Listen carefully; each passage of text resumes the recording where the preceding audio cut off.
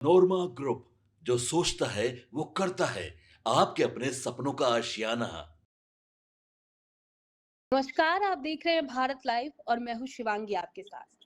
दोस्तों, हम बिहार की राजनीति को लेकर हमेशा कहते आए हैं कि यहाँ की राजनीति में कई बार जो तस्वीरें सामने दिखाई देती है बंद कमरों के हकीकत उससे बिल्कुल जुदा होती है। अक्सर कैमरों के सामने की बॉडी लैंग्वेज कुछ और कहती है, लेकिन पर्दे के पीछे की स्क्रिप्ट कुछ और ही बयां करती है। और आज कुछ ऐसा ही देखने को मिला है पटना में।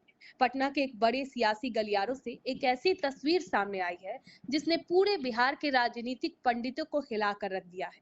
एक लंबे और बड़ी उपेक्षा के बाद आखिरकार आरसीपी सिंह की नीतीश कुमार से वो बहुचर्चित मुलाकात हो गई, जिसकी चर्चा हर तरफ हो रही थी।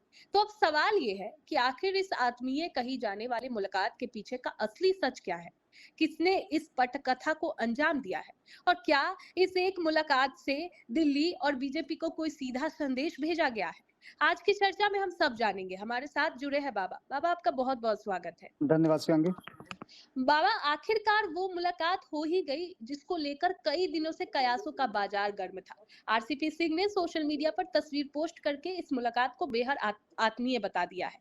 लेकिन क्या सचमुच वैसी मुलाकात हुई है जैसी तस्वीरों में दिख रही है? जेडीयू सूत्रों और तस्वीरों की कहानी तो कुछ और ही कह रही है। देखिए शिवांगी, ये 2 तरह की बातें इस पर आप कर सकती हैं। एक जी। तो जो पर्दे के सामने है और दूसरा जो पर्दे के पीछे है। जी। कहीं न कहीं इस पूरी मुलाकात और पूरी पटकथा में कुछ ऐसी बातें भी सामने नज़र आ रही हैं जो कहीं न कहीं इस बात की तरफ इशारा कर रही हैं कि देखने और खाने का 2 अलग-अलग तरीका है। जिस तरीके की बात सामने आ रही है उससे साफ-साफ लग रहा है कि जो प्रत्यक्ष नज़र आ रहा है उसमें नीतीश कुमार की भूमिका और जो अप्रत्यक्ष नज़र आ रहा है उसमें निशांत की भूमिका।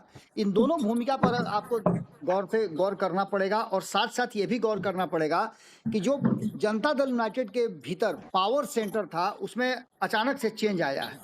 21 तारीख की चर्चा आप लगातार कर रही थी। आज उस 21 तारीख की चर्चा और जो हमने कहा था, हालाँकि आपको मैं बता दूँ, मैं इस बात को सार्वजनिक नहीं कर सकता था क्योंकि ये व्यक्तिगत बातें थी और जी। मुझे रात में मेरे पास उसके सारे रिकॉर्ड भी मौजूद हैं। रात में करीब 11 बजे के आसपास में मेरे पास 2 फ़ोन कॉल आए, दोनों फ़ोन कॉल में ये बात कही गई कि कल कोई विशेष दिन होने वाला है और कोई बड़ी खबर आ सकती है। जी। उसके 1 दिन पहले मैं एक कार्यक्रम में गया हुआ था, उस कार्यक्रम में कुछ लोग मिले जो आरसीपी सिंह के बहुत करीबी थे। उन्होंने मुझे इस बात की तरफ आश्वस्त किया कि कुछ बड़ा होने वाला है बिहार की राजनीति में। यानी इन दोनों बातों को, दोनों कड़ियों को जोड़कर देखा जाए, तो जिस तरह से मीडिया परसेप्शन बना रहा है कि नीतीश कुमार से मिलने आरसीपी सिंह गए और आरसीपी सिंह की तरफ उन्होंने देखा तक नहीं, जी। ये कहानी का एक ऐसा पहलू है, जिसको आप अगर गंभीरता से देखें तो नीतीश कुमार के पिछले जो 4 दशक के उनका राजनीतिक कैरियर रहे हैं, उस कैरियर का ये एक अहम हिस्सा है। क्योंकि जी। नीतीश कुमार को जब कुछ करना होता है, तो उसकी तरफ इशारा नहीं करते हैं बल्कि उसको एक्ट करते हैं और जिन लोगों से नज़दीकी होती है उन लोगों के साथ वो कुछ अलग तरह का व्यवहार करते हैं। आपको बता दें कि जो तस्वीरें पोस्ट की गई है आरसीपी सिंह के द्वारा, उस तस्वीर में ये साफ नज़र आ रहा है कि नीतीश कुमार और आरसीपी सिंह आमने-सामने हैं। बाकी के जी। कई लोग हैं। आरसीपी सिंह से मुलाकात और उनका अभिवादन स्वीकार करना और इसके बाद आगे बढ़ जाना। चूँकि ये सार्वजनिक बातें नहीं हैं, बातें तो उन दोनों की इंटरनल होनी है। नीतीश जी। कुमार ने जी। आरसीपी सिंह की तरफ देखा तक नहीं, मीडिया ये परसेप्शन कर रही है। लेकिन वास्तविकता ये है कि अगर वो देखा नहीं तो फिर उनके घर गए कैसे? बिल्कुल। क्योंकि ये बात लगातार चल रही है शिवांगी कि नीतीश कुमार से आरसीपी सिंह मिलना चाहते हैं। कई लोगों ने इसके लिए नीतीश कुमार को कहा भी था और सार्वजनिक रूप से ये बातें सामने निकल कर के आई थी। इशारों में प्रणाम का जवाब उन्होंने दिया, इस बात का भी एक अलग महत्व होता है। जी। जी। बिल्कुल। क्योंकि जो कुछ करना है, जो एक्ट करना है नीतीश कुमार को, वो सार्वजनिक रूप से सबको दिखा कर को कह कर तो करेंगे नहीं। क्योंकि अभी भी जिस तरह से जनता दल यूनाइटेड के भीतर में कहा यह जा रहा है कि जनता दल यूनाइटेड टूट सकती है, उनके 12 सांसद जो हैं उनके रडार से बाहर हैं, कुछ लोग हैं जो भारतीय जनता पार्टी के भरोसेमंद हैं, कुछ लोग हैं जो भारतीय जनता पार्टी के लिए फील्डिंग कर रहे हैं, कुछ लोग जयचंद की भूमिका में हैं। ये सभी बातें आप लगातार सुन रही होंगी। जी। लेकिन इस मुलाकात और मुलाकात से ठीक पहले जिस तरह से निशांत एक्शन में आए हैं, वो साफ-साफ बता रहा है कि अब जनता दल यूनाइटेड का एक नया दौर जो है, नया एरा जो है वो शुरू हो गया है और निशांत अब एक्शन में आ गए हैं। भले ही निशांत बोलते कम हो, वोकल कम है, लेकिन उनका एक्ट देखने को मिल रहा है। अभी-अभी उन्होंने जी। जो अपने विभाग और पीएमसीएच सबसे बड़े अस्पताल को लेकर के उसके प्रचार को लेकर के जो फैसला उन्होंने किया है, वो कौन नहीं जानता है? इतना हुँ। त्वरित फैसला कभी आपने देखा है क्या? बिल्कुल नहीं। जिस तरह से उनके सामने शिकायत आई और शिकायत पर त्वरित उन्होंने एक्शन किया, ये इस बात की तरफ इशारा करता है कि निशांत में काम करने की जज़्बा भी है और क्षमता भी है और वो समझते भी चीज़ों को हैं। अब जी। सीधे से ये बात कही जा सकती है कि मुलाकात को लेकर के आरसीपी सिंह ने साफ लिखा है कि ये आत्मीय मुलाकात थी। क्या इसके बाद जो बार-बार भारत लाइव और हम जो ये बात कहते आ रहे हैं कि आरसीपी सिंह वो शख्स हैं जो एक बार फिर से अगर जदयू में वापसी करते हैं, तो आने वाला जदयू का भविष्य बेहतर हो सकता है। क्योंकि हुँ। आरसीपी सिंह को ये बात पता है कि सांगठनिक रूप से कैसे जदयू को मजबूत किया जा सकता है। इससे पहले आप देखिए कि आरसीपी सिंह के जाने के बाद, पार्टी छोड़ने के बाद, जनता दल यूनाइटेड में सांगठनिक रूप से काफ़ी कमियाँ देखने को मिली हैं। जी, सांगठनिक रूप बिल्कुल। से कई खेमे में बटा हुआ है, जबकि ऐसा कभी देखने को नहीं मिला कि जनता दल यूनाइटेड खेमेबाजी में कभी रहा हो। नीतीश हुँ। कुमार इसके नेता हैं और सारे लोगों की आस्था नीतीश कुमार के प्रति रही है। जितना दिन आरसीपी सिंह मुख्य धारा में रहे हैं, मेन फ्रेम में रहे हैं, आरसीपी सिंह को ही रिपोर्ट किया जाता था और वो नीतीश कुमार को कोट करते थे। खैर, इन सारी बातों के साथ-साथ आपको बता दें कि आरसीपी सिंह एक समय मुख्यमंत्री के बहुत भरोसेमंद और करीबियों में से हुआ करते थे। तो क्या नीतीश कुमार अब निशांत की टीम का हिस्सा बना सकते हैं आरसीपी सिंह को? देखिए, आरसीपी सिंह की वापसी को लेकर के उनके जो करीबी हैं वो काफ़ी आशान्वित हैं। उन्हें ऐसा हुँ। लगता है कि जो वर्तमान परिस्थिति और राजनीतिक परिदृश्य बना है, जिसमें भारतीय जनता पार्टी मजबूत हुई है और कई राज्यों में जो बड़े उलट-पलट हुए हैं, उन उलट-पुलट को यदि गंभीरता से देखा जाए, तो नीतीश कुमार की जेडीयू के लिए भी एक सिग्नल ज़रूर है। इस सिग्नल को कैसे पार पाते हैं और कैसे एनडीए गठबंधन में अपनी भूमिका को, नीतीश कुमार के मौजूदगी को बड़े भाई के रोल में रख सकते हैं, ये एक ज़िम्मेवारी उन नेताओं की है जो नीतीश कुमार के इर्द-गिर्द हैं।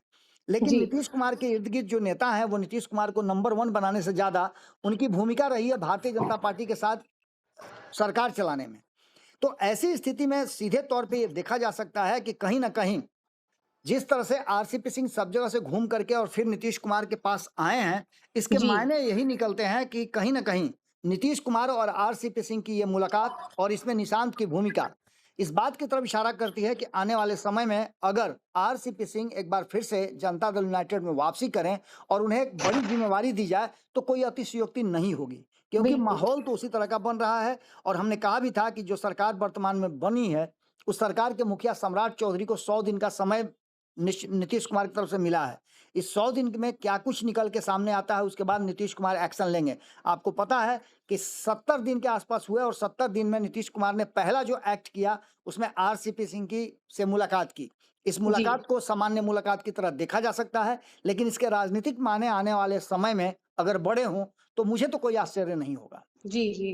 बिल्कुल, बाबा नीतीश कुमार के बारे में भी यही कहा जाता है कि वो फैसला जो लेना होता है, उसको तो पहले ही ले चुके होते हैं। सामने कैमरा के सामने क्या कुछ दिखाते हैं, उससे फ़र्क नहीं पड़ता। लेकिन यहाँ पे बात मैं 2 नेता का करना चाहूँगी, एक ललन सिंह और दूसरे संजय झा। जी। हाल के दिनों में जेडीयू में जितने भी फैसले या जो कुछ भी हुआ है उसमें उन दोनों का नेतृत्व काफी ज्यादा देखा गया। जेडीयू के भीतर किसी भी बड़े नेता की एंट्री या मुलाकात में हमेशा इन दोनों वरिष्ठ नेताओं की मर्जी और रणनीति शामिल होती रही है। लेकिन इस बार कयास लग रहे हैं कि आरसीपी सिंह की इस एंट्री को संभव कराने में नीतीश कुमार के बेटे निशांत कुमार ने अहम भूमिका निभाई है। तो अगर ये सच है तो क्या निशांत ने पार्टी के इन दोनों सबसे बड़े रणनीतिकारों को पूरी तरह बाईपास कर दिया? ये भी सवाल एक उठ रहा है। निश्चित रूप से आप देखिए 2 बातें इसमें सामने नज़र आती हैं। एक तो संजय झा का बदला हुआ रुख। जी। संजय झा वक़्त को अच्छी तरह से पहचानते हैं और नीतीश के मूड को भी जानते हैं। निशांत के मूड को भी जानना उनके लिए ज़रूरी है। आप देखिएगा कि संजय झा के बयानों में निशांत की भूमिका और उनकी भूरी-भूरी प्रशंसा इस बात की तरफ इशारा कर रही है कि संजय झा को ये एहसास हो गया है कि अब उन्हें आगे किस तरह से एक्ट करना है। दूसरी बिल्कुल। तरफ लगातार जो लोग हैं जनता दल यूनाइटेड के भीतर जो नीतीश कुमार और आरसीपी सिंह के समर्थक हैं, वो इस बात को लेकर के लगातार आरोप लगाते रहे हैं। समर्थकों का ये मानना है कि विधान परिषद सदस्य जो रहे हैं संजय गांधी, ललन सराफ ने मुलाकात करने के लिए कई बार कहा, लेकिन 2 लोग हैं जो मुलाकात नहीं करने देना चाहते हैं, जिसमें ललन सिंह और संजय झा का नाम जब बार-बार आ रहा है कि ये दोनों जी चाहते थे कि मुलाकात नहीं हो, लेकिन अब तो मुलाकात हो गई है, हो तस्वीरें भी गई सामने आ बिल्कुल गई हैं। इस मुलाकात को लेकर के जिस तरह से नीतीश कुमार के सबसे भरोसेमंद सहयोगियों में गिने जाने वाले आरसीपी सिंह एक बार फिर से आमना-सामना हुआ है, तो आप समझ सकती हैं कि इसमें एक बड़ी भूमिका ज़रूर रही होगी और कुछ न कुछ तो इसके मायने निकलेंगे ज़रूर।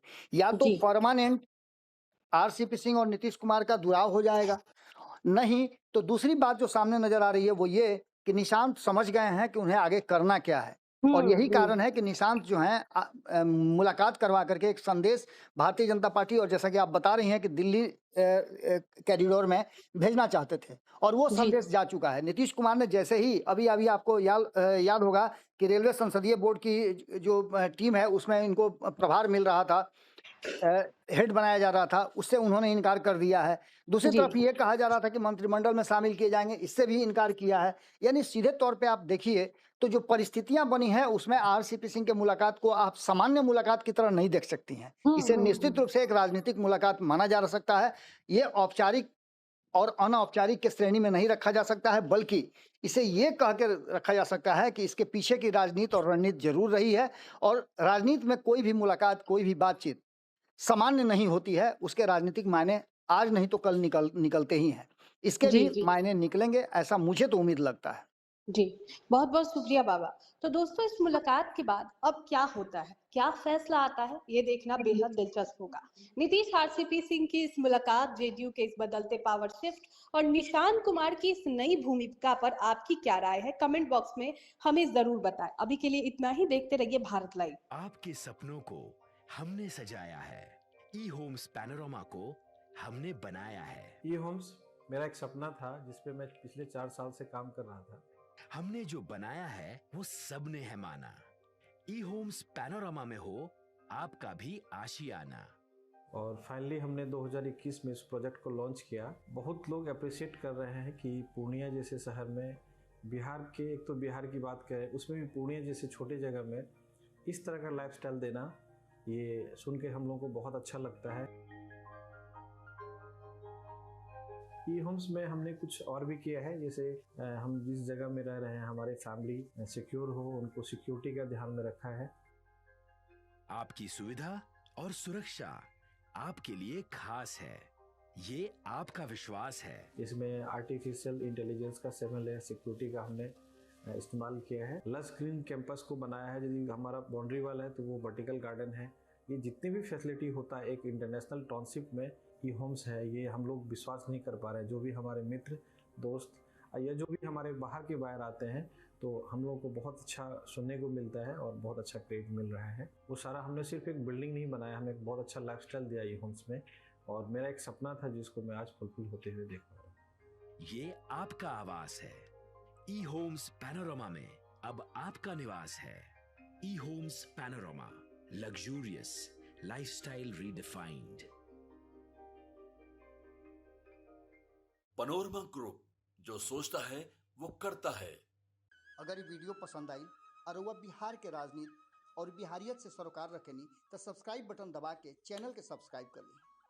ओजे एगो घंटी बा, ओकरा बटन दबा देला से कुल सटीक और मारक खबर रुआ मुफ्त में मिल जाई। अगर रुआ पत्रकारिता के हमनी के नया प्रयोग में सहयोग कर चाहतानी तो ज्वाइन बटन दबा दी। पेटीएम नंबर नोट कर ली 9386816700।